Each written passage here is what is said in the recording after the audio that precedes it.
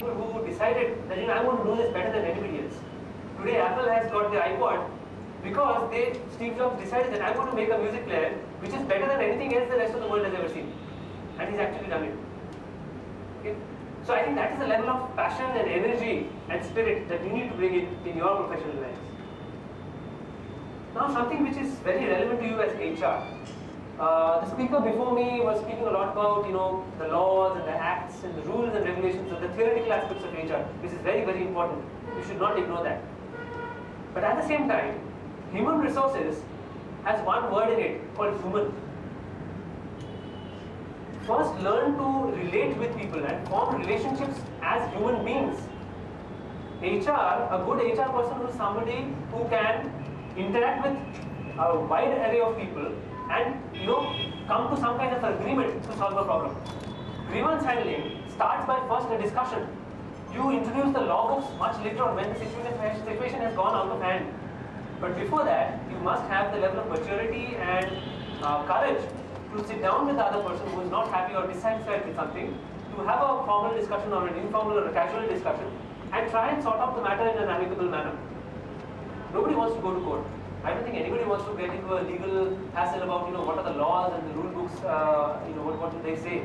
If a problem can be solved through negotiations, through discussions, that should be a first objective.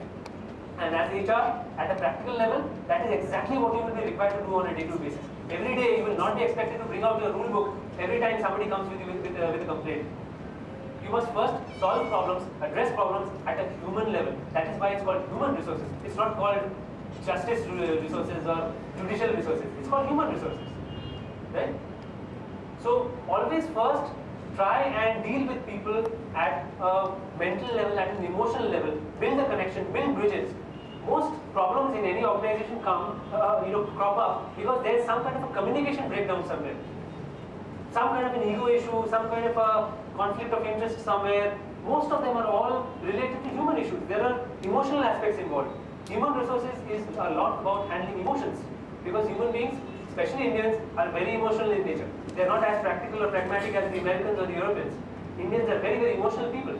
The family is important. Yesterday I might have had a fight with my family member or something, and I carry that into my workspace the next day, and I do something which causes a problem. So you must first understand as a person that what is the reason behind my suddenly behaving a little bit erratically.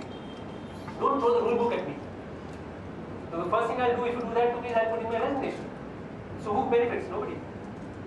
So human resources first deals with human beings. So first strengthen your human capabilities, which starts again from building a very strong communication skill set. You must be very, very strong communicators at an emotional level and at a professional level. Okay?